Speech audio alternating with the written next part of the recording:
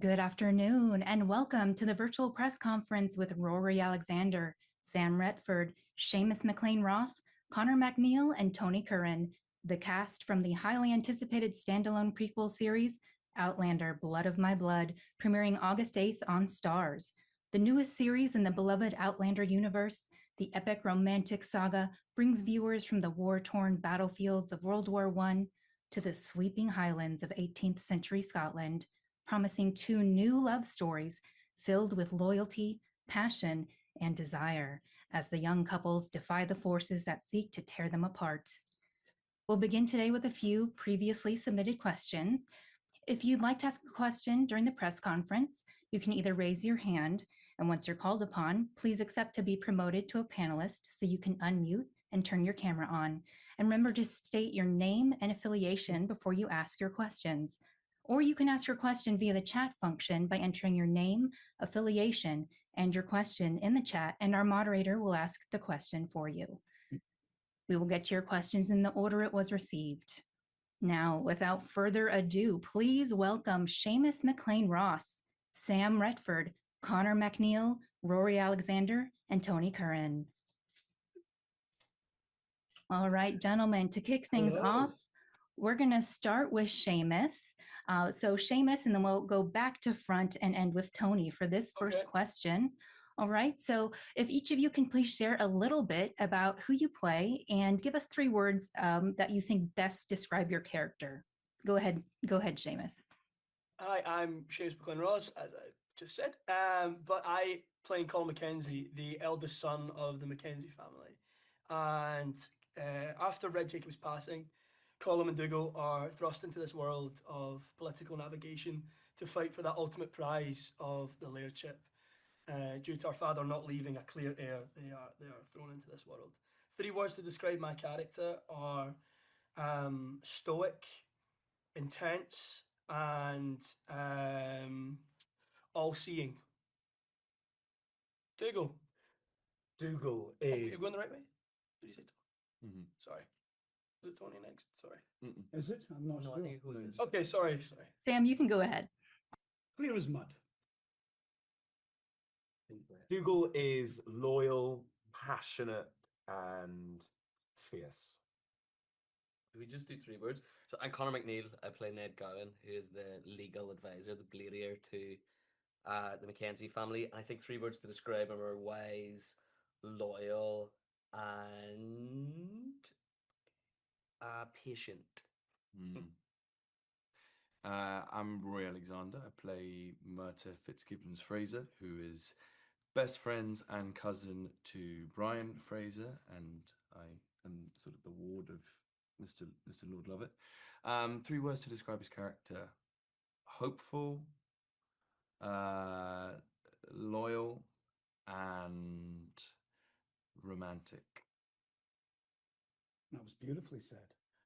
Hello there, my name's Tony Curran. I play Simon Fraser, Lord Lovett, clan chieftain of the Fraser clan. I would say he's Lord Lovett is devious, he's ambitious, and he's uncompromising. Lord Lovett has fallen down in his luck. He lives at Castle Leathers, which is unfortunately could do with a lick of paint. His clothes are somewhat ragged. He sold all his jewelry, and he wants to get back to the top of the echelons of his society and of the clan system. So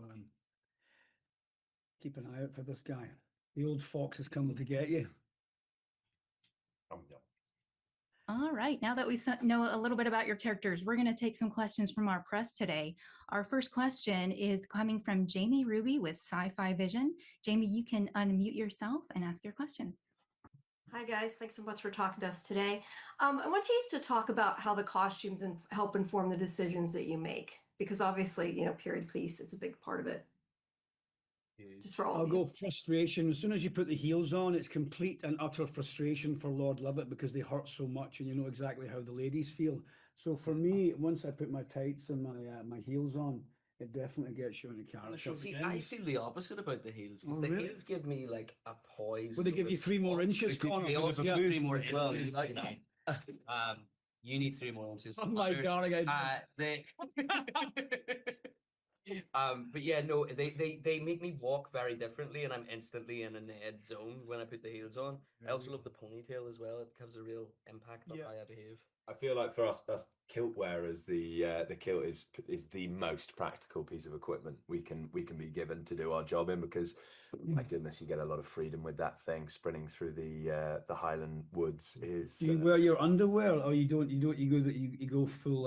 What do you call it, can commando? Can you explain us? Well, yeah, so some of us have to do quite a lot of roly-polying on the floor, and I'm afraid the amount I have flashed my underwear to get pulled through. If I wasn't wearing any, then I probably wouldn't be here right now. For me, my favorite thing about it is the weight. The weight of the jacket just adds some power to me, and yeah, really grounds him to the earth. I love it. And it does, it changes the way that you stand and the way you hold yourself. So you kind of, I go from this kind of lanky, stooped person, and then all of a sudden you're in 3 layers of tweed. And so it just removes you so far from how you normally physically are, that you're just instantly into a different headspace, which is so useful. Big props to Yeah. Tricia, because the details on them is unbelievable. She's as incredible. well. And also for different scenes and different story parts, especially like the weddings or anything like that, or any sort of big event. So many different. There's so many different Oh, costumes yeah. that are so suited for the period of the Yeah. of the show. It's great. Great. You have to Thank be you so very much. aware of the cuffs. Some of the cuffs that Tricia has put together, they're quite gargantuan. You could hide a You've rabbit got to up be there. careful. A Batman thing. Exactly, put a blade in them. when you're going for your Bordeaux, you're picking up a glass of something. You have to be very careful. Great. Thank you. Thanks so much. Thank you. Thank you, Love the Jamie. background, by the way. It's cool. We've got our next question from Monica Gleverman. She's with Time Warner Entertainment.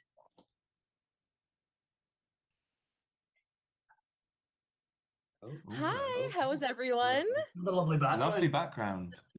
Oh, thank Art you. Deco. I love to be with a bunch of gorgeous men, so. You're looking We all. So I got into this business. Thank you. So I'm going to jump in with a sort of a heavy question, but I love all of you guys and you're so fun. So I wanted to ask you, obviously there's a lot of myth and lore to all of your characters from Outlander. They are beloved. So I wanted to know from you guys what you think Blood of My Blood reframes, or how it kind of complicates what we think we already know about these families and their dynamics. Do you want to first start? Sure. I think in terms of reframing, Murta, I think, is seen as this quite jaded character in the Outlander world that people know. So the opportunity to go back sort of pre-trauma, as it were, to see him on the other side of that when he's pretty wide-eyed and has high hopes for himself and the world is a bit of a gift, because, you know, we kind of know where he's going to end up, but how he gets there, you know, is going to be this kind of journey of highs and lows. So that's kind of the freedom of being like, actually, you know, he might get his day in the sun, even if we know he doesn't necessarily end up there, which is a really fun thing to be able to show people who are interested in his story. I think the same with Ned, actually. Whenever you see him towards the end, you know, he's very wise, and he's an old sage in Outlander. And this version, you see a fieriness in him that wasn't necessarily there in the other show. And it's kind of the journey of how he learned to become this sage old man. Especially putting up with what these guys put him through. It's his kind of university in a way for it. It's a fantastic privilege to be given the blueprints essentially, and the end goal, and then you as an actor be able to fill in those gaps. And there is an infinitesimal amount of obstacles to be bounced between that allow us to end up at the Dougal, Colin, Ned, and Murta that we know and love. That's a great word. It's a great use friend. of the word. Great word. Great word. you. Is it me? Yeah. Should I say something? Should I say, my old friend Clive Russell in Outlander played Lord Lovett originally when you first see him with Jamie and Claire. Going back to the sort of genesis of where a lot of these characters come from, it's lovely to get the opportunity to play someone who actually existed. Simon Fraser, Lord Lovett, fought in the Battle of Culloden before he was decapitated a few years later in the Tower of London. So to have the opportunity to play someone like this, and to fill his shoes or his boots, as it were, with the sort of intensity that the writing brings is a real joy. And to play against most of these fellas behind me, some of them I have played with, as it were. Some of them I've yet to encounter, but I look forward to it. And some people never play with. never play with Off them. limits. For me, Gary Lewis has got this kind of sardonic kind of cynicism in his portrayal of Colum in his older years. And again, I think for all of us, it's the formative years of the characters, and this is a time of Colum's life with inchoate development into becoming a leader of a clan. And that is a really interesting kind of narrative thread of such a young man who is just forced to be not only much older in his years, but lead a group of people in ancient civilization. And his fire in his belly, I think there's up there for all of us. When they're older, they're more cynical about the world. When Colum's aspirations of what the clan can be and also wider society and his own ambitions are all there for him. These are the times of our lives for everyone, 18, 19 years old. So getting to live in that is a joy. Well, thank you guys so much. I adore all of you, and you were fantastic this season. Thank you so much. Thank Lovely you. to see you. Thank you. Thank you, Monica. All right, next question comes from Tony Tolato. He's with Sci-Fi Talk. Tony, you can unmute. Hi, it's Tony Tolato. Actually, it's called now Exploring Humanity Through Sci-Fi is the new title. Great I want to title. ask you, gentlemen, there is a power vacuum as the series starts. So from the basis of your characters, is there any apprehension in this vacuum and what could end up happening? Maybe something positive or negative? Oh, absolutely, they are tumultuous times, especially in Castle Leoch, when the shift of power is in play, especially when it's such a formidable character as Red Jacob, who has not only led the clan, he seized power from the previous successor, and so there is a whole new wave of potential leaders of this clan. It's not like a king where they leave a clear birthright heir. It is epically gained through by merit and skill and deft intelligence, and so it's going to be who has the ultimate power to achieve that against the whole sea of opposition. I think as well for my character, it feels like it's a vacuum that will implode. I think at the beginning, I don't know if Ned can see a way through genuinely, and he has a lot to wrangle to make it work.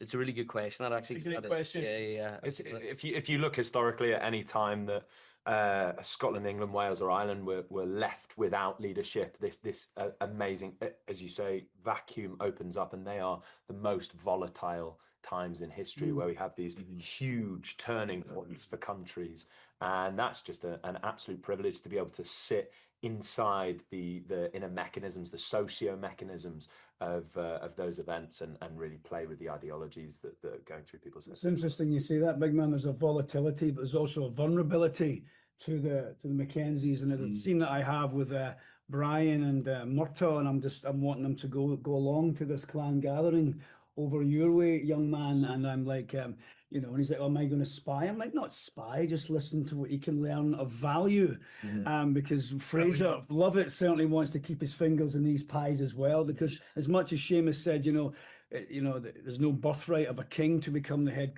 clan chieftain.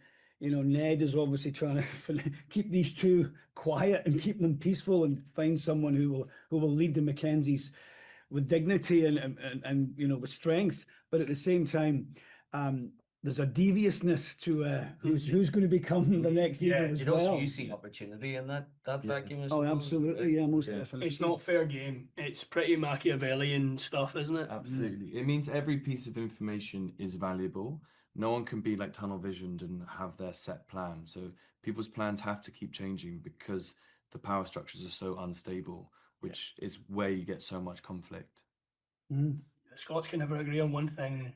Certainly, that's our problem. Well, thank you guys. You're all killing it. It's been a pleasure. Great name, watching Tony, you by work. the way. Great name. Love it, man. Great name. Thank you, Tony. Up next, we have Jamie Steinberg with Starry Constellation magazine. Lovely name.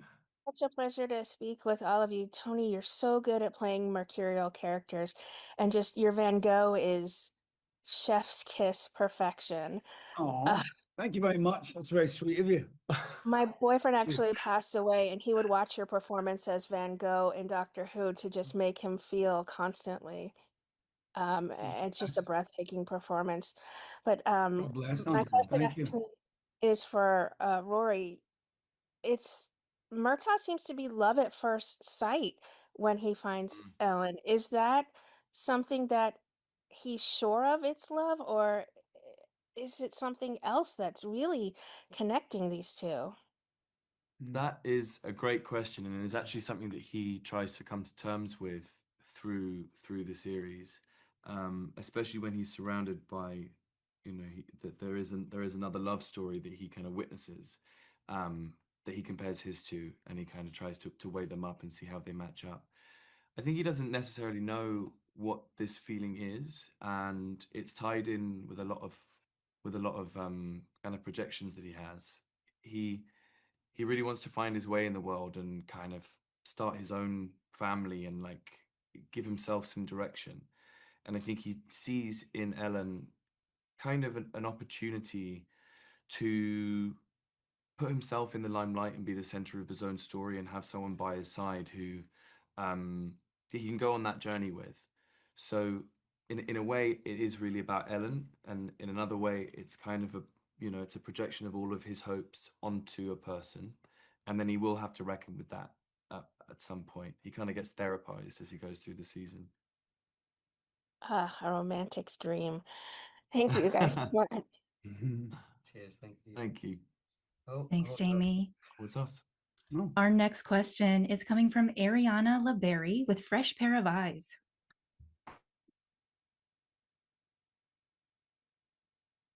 Hi, you guys. Nice to meet all of you. Ariana. You all right? How are you? This question is about Dougal and Colin's dad, but I would love all of your guys' opinions on it. Do you think he did not choose a laird mostly as another way to stick it to them in death? Like, there had to be a decision, but do you think this was another way of him kind of being a bad dad and giving them another issue to deal with, the money issues and all of that, instead of making a decision like they needed to? And he alludes to Ellen in a flashback as to his arrogance toward his own mortality, and I really think he believed he would outlive even the necessity of having to pick someone to follow in his footsteps. I really believe he thought he had a. I also think, like, rationally, neither of them are fit at this point in time. So trying to make that decision isn't necessarily to hurt them or to oust them from being included. It's actually what's the right thing for the clan in the long term. And I think he's waiting to see. And like you say, I think he was arrogant about his age as well, but he's waiting to see, will one of them eventually step up? Also, watching it again on the big screen made me think of watching the chess scene in episode 1 with Peter and Harry in the study. I think he believes Ellen will find a way through that chessboard and navigate to that that layer chip or of that ilk, I think he trusts her to navigate the world in the Highlands. Whatever happens, she's the one who's got his belief.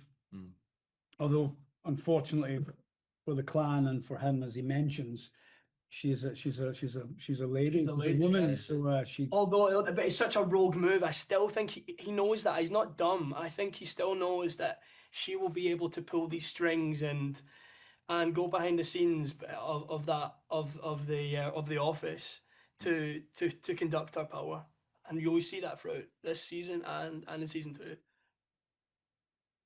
Awesome. Well, thank you so much for answering that. Thank you. Thank you. Thank you. Sorry, mate. Cheers. No. Thank you. All right. Our next question is with Jasmine Flowers from Black Things UK. Hey, hello, guys. How's everybody doing Yeah. today? Hey, Jasmine, we're good. How are you? How are you? Pretty Hi, good. Jasmine.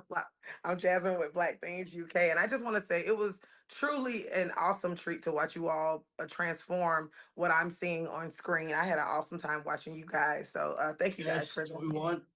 Absolutely. you. So my question is, it can be a challenge to step into the light of an already established brand with beloved characters. When the last scene is shown, I want to know from you guys, what do you want the audience takeaway to be? I've talked about it like a tapestry.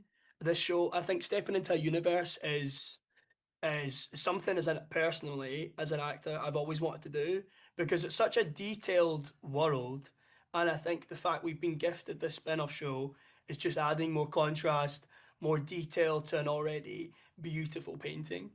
I just hope fans are more entrenched in the story and see how complex these favorite characters' lives truly are, and the years of their lives that you've not already seen. I think it's just adding more depth and more drama to a brilliant, brilliant story. Yeah, you're getting a new perspective on characters you know and love so well, but you're getting the journey of how they got to be the characters that you know and love so well. So you're seeing an entirely new version of them in our show, I think, which is exciting. I hope it changes people's minds about certain characters, to be able to give people so much more context, as Seamus said, could really inspire a shift in how those characters come across and the reason behind a lot of their decisions, which objectively might not align with what fans want to happen, but this at least allows a little window into the soul of where they're coming from. Yeah. Obviously, Diana's novels were adapted for television for Outlander, but with our show, the sort of the new beginning, sort of the genesis of where these incredible characters uh, came from, we have carte blanche in that sense to do whatever we want to do, from the First World War back to the sort of first Jacobite rebellion in 1714. So we've as beautifully put, Seamus mentioned the canvas that we have sitting before us. It's sort of empty, and all these gentlemen will be waving their brushes on it. So it'll be interesting to see what actually comes out of that. Hopefully the fans will respond to it. Yeah. And to follow on from what Seamus said about the tapestry, you're never quite sure what fans are going to take away or which storyline or character it is that they're going to relate to. And because the characters are so detailed and that there's a few stories that you can follow, everyone kind of has an opportunity to let something resonate with them that might be different from someone else who watches the show. So I'm hoping that with the themes and some of the setups that we have, then people will be able to like personally engage in quite different ways to how we're expecting, which would be exciting too. Like Absolutely. learning to love Lord Lovett, you mean? Is that what you were pretending? Like learning to love Lord Lovett. Lovett, yeah. Or even say learning to Anyone love Lord ever Lovett. love Lord Lovett? I was going to say, you've yet to convince us. Yeah. Well, thank you guys. Thank you guys so so much. Thank you. Have a much. nice Great day. question. Jasmine. Thanks, Nice Jasmine. to meet you. Thank you. Thank you, Jasmine. We're pretty All good right, team, up aren't we? next. But we're not talking. We've been relatively. Well behaved. It's because I'm in the room. If I wasn't here, I don't know if I you know, could I get don't yourself know. I solved. don't know. We've divided into chaos. Thank So we're God okay. you got You your called Connor anti-Connor. you got your Yes, it's all in check. Anti-Tony.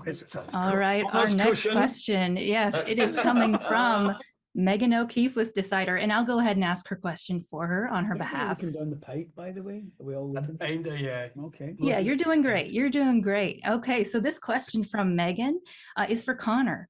Connor, I love the friendship that develops between Henry Beauchamp and Ned Gowan. What was the best part of working with Jeremy for you, and what does that friendship mean for Ned? I think initially the friendship isn't a friendship, it's a curiosity about what Clan Grant are doing with this English bladier and what their intentions are, given that the kind of precarious situation that the Mackenzies are in. And then it develops into a friendship because they have a lot of similarities, I think. I think they're longing for love, their loyalty to their lovers, and I think you get a little glimpse of Ned's past throughout the series that is really interesting and is very like what Henry is going through. But also Henry's incredibly intelligent, so he can have a genuine heart to heart with him and open up. And I think that that's really lovely. And I love acting with Jeremy. He's brilliant. And I think we're both take our work very seriously, but don't take ourselves very seriously. So there's a lot of fun in shooting those scenes, and we push each other in the right way. So yeah, it's been really, really great. That's all I've got. Great. Thank you, Connor. Okay, we're going to go to our next journalist. He will ask his question himself. His name is Joe Venorni with Cherry the Geek TV. Hey, Joe. Hey guys. Joe. Hi guys, Joe Venorni, Chair of the Geek TV. Joe? I'm curious how familiar all of you were with the Outlander franchise going in, right? It's an established show. And since some of you are playing already established characters, did you do a deep dive and kind of study the other actors' performances? Or did you kind of want to keep it your own thing and kind of stayed away from that? Or was there a little bit of both? Walk me through your processes. Go on, Rory. For me, I took the second option, and Matt and Meryl kind of encouraged it to be like, don't go in and try and do an impersonation. So if you can at this point, keep clear. And I'd watched some of it prior to starting the process, but then I really tried to stop so that I didn't just do a bad impression of Duncan and kind of ruin what he had already done. But I think because it is the same world and universe, like once you step into that, there are some pretty clear guidelines around. So you feel like you're very much walking the same path, but just wearing kind of slightly different shoes. Well, actually, maybe we wear the same shoes. I don't know. But yeah, then I'm hoping that once like what I'm doing is really firmed up, then I'll get to go back and watch what Duncan did, like safe in the knowledge that I'm not going to now like change what I'm doing in accordance to him, but just to basically just learn more about the character and just to enjoy seeing what Duncan did with from a different perspective. I think it's really nice having the show as well because you know the destination. So like you get to make the journey and the plan for the journey to get to that destination. So it doesn't mean that you're making an exact replica of what they're doing, but you're going, oh, I see where I'm going towards. Do you know what I mean? So that's quite a useful thing to have. Yeah, and people change, you know, especially when you're 18, 19 years old playing characters like Colin and Dougal. These guys have aspirations. I touched on it earlier in answers. They didn't think their life. Colin certainly didn't think he would have legs like he does. He didn't think he would face such obstacles as fighting for the leadership with his brother. So life throws all sorts of obstacles at you, and like Connor was saying, seeing where your characters end up gives you the freedom to show how he got there. I watched with regards to Lord Love It, I'd watched like three, 4 seasons when my wife loves the show and all her friends love it. And I'd watched quite a lot of it, but I went and did a sort of historical, political deep dive into Simon Fraser. My nephew gave me this first edition book that he lives in Nuremberg in Germany. And he was at a little bookshop one day and he found this first edition, 1903 or something. And it was a biography about Simon Fraser, Lord Lovat, written by a Mackenzie, which was sort of, it was a deep, the irony is not lost on us all. And I just started flicking through it. You know, it was over 100 years old, this book. You could smell the history. And then, you know, there was all these incredible little fruits of little gems about how how Lovat played both sides. He'd play the Jacobites, he'd be with the Redcoats, and this individual, by all means necessary, what he wanted to do, he would do to get back on top of the to the glory days, as it were. So I think any actor doing a little bit of research like that is always helpful. You can find some gemstones. And then all of the sort of art and design then leads to the characters, leads to us bleeding into the characters rather than us replicating them. I think it's down really to the writing and the costumes. You know, you are physically stepping into those shoes. Yeah, and apart from me, I've got size 12 feet, and Graham had a little like sort of size 4 women's feet, I think. So unusual, yeah, really quite unusual. Quite he struggles. Contrast. Yeah, he struggles to balance. Quite large and tiny little feet. But yeah, all of that sort of does the work. He's going to kill me for that. All of that sort of does. He didn't want the public to know as well. I had to sign they do now. Hi, Graham. all of the work is done for us, really. So we can bring those early days, which can, as Seamus says, be a completely different person. By the time we get to them in 30 years, they've been through so much. Yeah, that really, yeah. it's open to the audience. Unrecognizable, really. Yeah. Awesome. Well, thank you so much. Looking forward to seeing. Thanks for the question, my friend. Thank you. Thank you, guys. Cheers, man. Thank you, Joe. Okay, our next question comes from Genevieve McBride with Skewed and Reviewed, and I'll go ahead and ask her question for her. This is for Seamus and Sam. Seamus and Sam, the notes state that Colum and Dougal are on the same quest, but only one can be chosen as Laird. How did you and Sam work together to establish the sibling rivalry and tension between your characters? Said this before, I'll say it again. First time I met Sam as Dougal, he really pissed me off. He really annoyed me. It was just so easy to All those shoes. yeah, say, exactly, to act with hatred. I mean, it was just really fun to act with Sam. The scenes are so good, and Sam just has this presence as Dougal that just infuriates Colum. Every attempt Colum tries to make of trying to reason with him, trying to lecture him, trying to assault him with his kind of onslaught of abuse towards him, of how frustrating he finds him, Dougal just rejects it. And likewise with Dougal to Colum, the two of them just don't listen to each other, which makes for just a fire in your belly because it's just so infuriating. Yeah, I think our Lord and leader Matthew Roberts is mainly responsible for the frustration that I feel within scenes. It's so easy to play when the writing is essentially sketches out these journeys where they are having a monologue, even when they're talking to each other, because neither of them are listening to each other. They just both keep hammering down this same path, and it's so frustrating as an outsider to look into that, and you have so much empathy for it because you're just like, please listen to each other, and that's where our gorgeous Ned comes in. They're incredibly stubborn, aren't they, the pair of them? Yeah. God, Ned's got a heck of a job to do. Mackenzie's Can't you find a middle ground? And poor Ned's like, well, I think we want to get the reward of seeing that, because in the original show you see them come together and there's a much more mutual respect than you see in our show. So this show will show how that came to be. This show will show. Show will show, baby. Show must go on. I'm a show off. Show business. Thank you. Thank you for that. Okay, we're going to take a question directly from the next journalist. This is Aaron Conrad with 3F by Space. Hi, guys. Aaron, are you in Scotland? Look at that beautiful backdrop. No, that's just the camera work. I'm really enjoying it. And Tony, I'm going to echo what a previous panelist said about your role in Doctor Who. That was fabulous. And I know I've seen a couple of you others called The Midwife and some other shows. So this is fun. I have a theory there are only about 5 British actors. So question for all of you. I'm Irish. What That's okay, do you... Scottish, Scottish and Irish. Yes.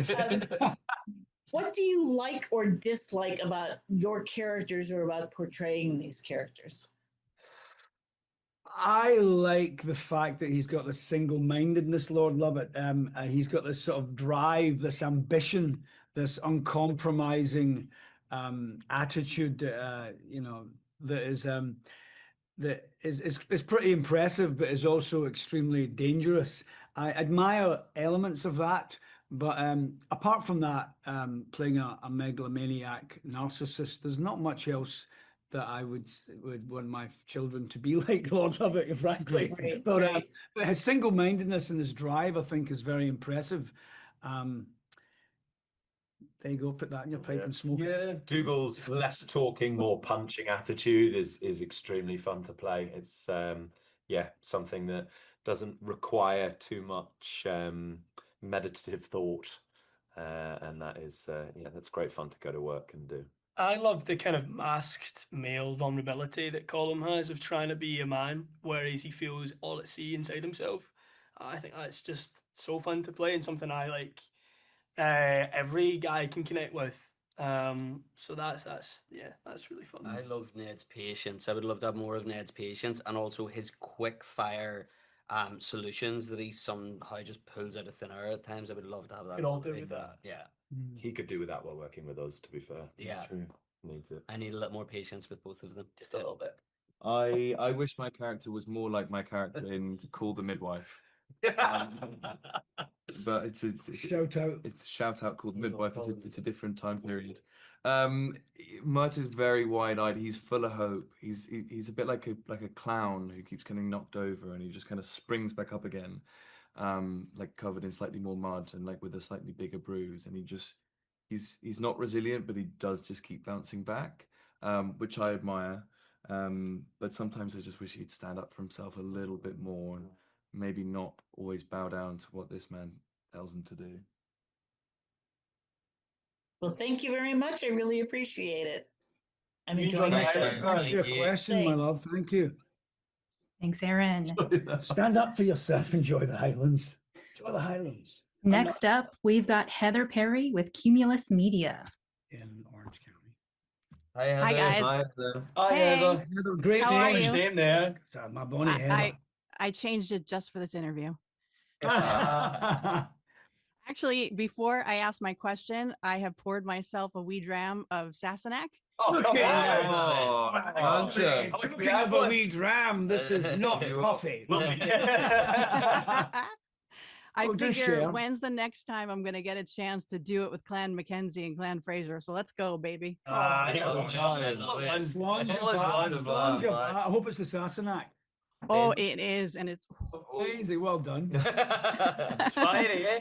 Good luck. and it definitely is, especially, before dinner. So let's go. So my Fabulous. question for you guys, well, I've watched the first 6 episodes and I'm in love. I could watch them over and over again. You guys did such a great job. And I think that the Outlander fan base will also feel the same way. So Thank you so much. you're welcome. My question is, from this moment, right this moment on, go back to when you found out that you got the part.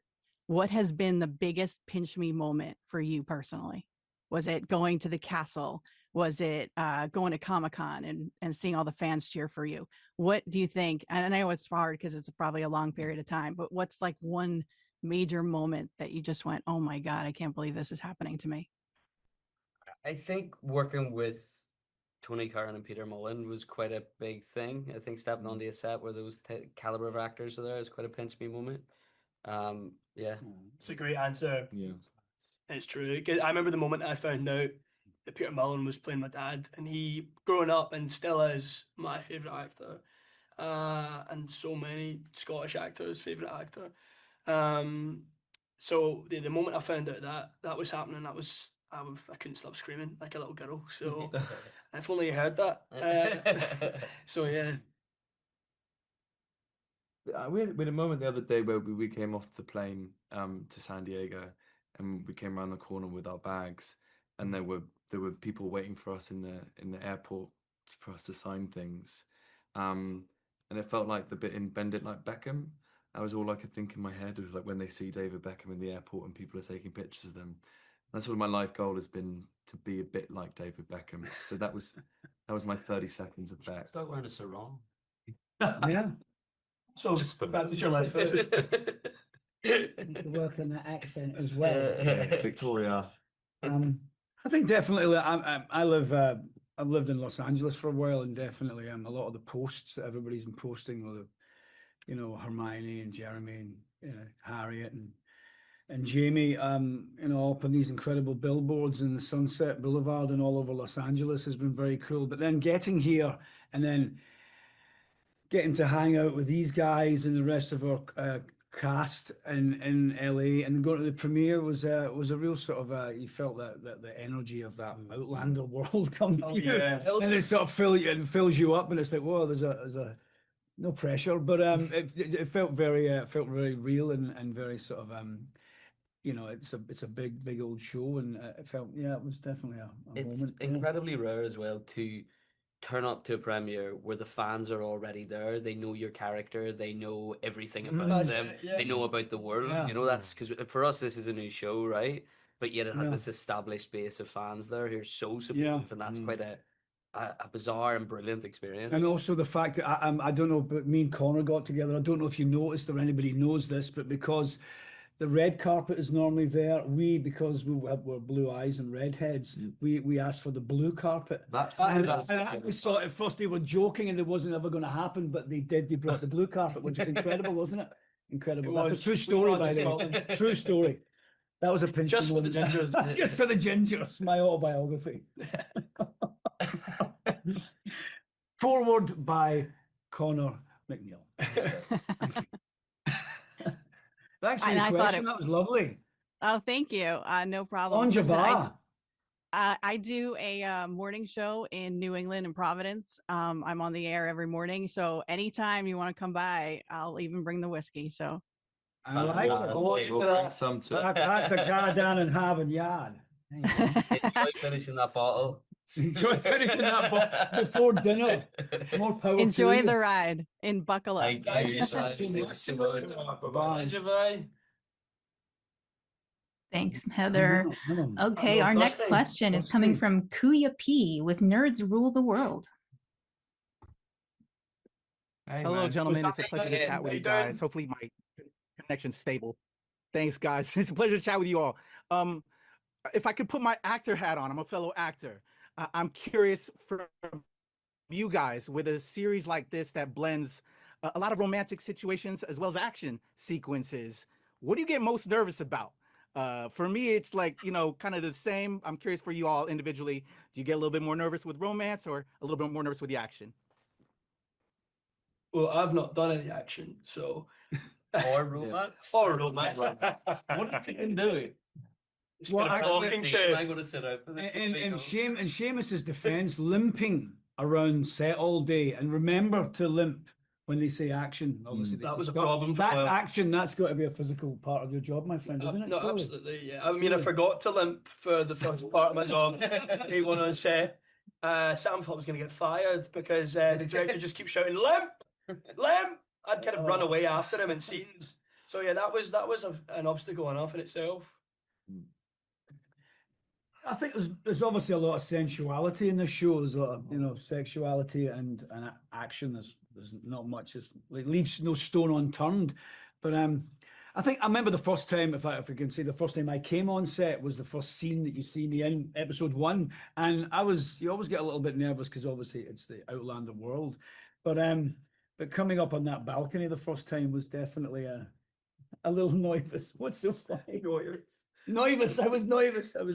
Rory? But anytime I take my clothes off, I'm always nervous for everybody else, So I think the big emotional scenes are the ones that I think about the most. Action, it's great, but like you have a lot of adrenaline and there's like all the stunties around you, and it just makes it easy. did you fart? Is that why you're laughing? What happened here?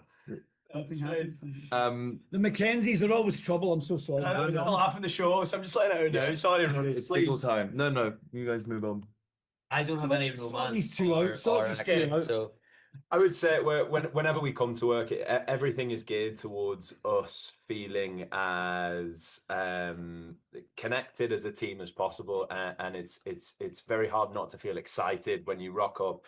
And everyone's purpose there is to make the show look and feel as great and entertaining as possible, and just to blend into that family and have fun creating something. On the day, I'd say it doesn't feel like you're making this massive show. It feels like you're playing and creating with friends and making a really fab piece of entertainment.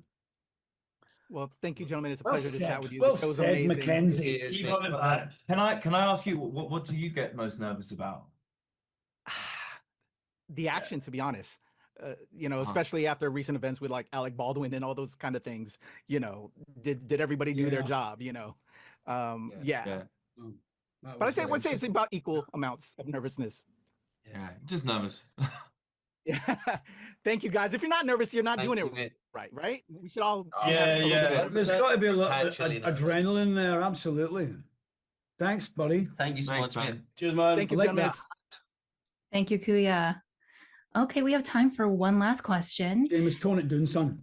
This last question is from Morgan White with Scenes in Color. He gives away his daddy. He did so on. Hello, can you hear me? Yeah. You can. Hey, Morgan. Okay, I'm not sure why you can't see me, but let's go ahead and go. My question is, there's so many good scenes throughout the entire series, and they also have little connections, and it gives little glimpses and insight into the previous Outlander series. So, with all of that being said, if you could send a message to new fans wanting to just join in on the series right now, what would it be? I think you're getting elements of the characters you love so well that you've never seen before. And I think you're seeing aspects of the journey of how they all ended up where they end up, and how those characters became who they are in Blood of My Blood, which isn't in Outlander. So for that, I think come watch Blood of My Blood. The show's so beautifully crafted in the way that it stands so firmly on its own foundations, and yet there will be so much in there for the original for the fans of the original show. So much more that they can extrapolate, all of these Easter eggs. There's another dimension of fun that can be taken away from the show. But like I say, it really does stand as a piece on its own. And you don't need any advice, only to come and switch on and switch off. I think an origin story is always fascinating, going back to where we hail from, and how these men and women and these clans and these people traveling through time, how that came to be. What was it, Jamie's parents and Claire's parents, how they actually how did they travel through time or not? And I think that's a fascinating element of the story as well, with the feuding clans. So yeah, hopefully people will tune in, because it's going to be a hell of a ride. Yeah, there's something in it for everyone, isn't there? Yeah, Romance, definitely. I fighting, definitely think grouping. that it'll be pretty easy for fans of the previous series to just, jump right in and enjoy it, as well Yeah. as new fans to come in. And I will say that you all did a remarkable job portraying these characters. They're so beloved, and especially Seamus and both Conor. I will say I even noticed some of the way you all spoke and the mannerisms that you use. It really embodied those characters, and it also you also gave it an original spin as well. So we're excited to get everybody involved in watching this series. Yeah, Oh, so thank you true. so I mean, like, much. I'm sorry if I may be so bold.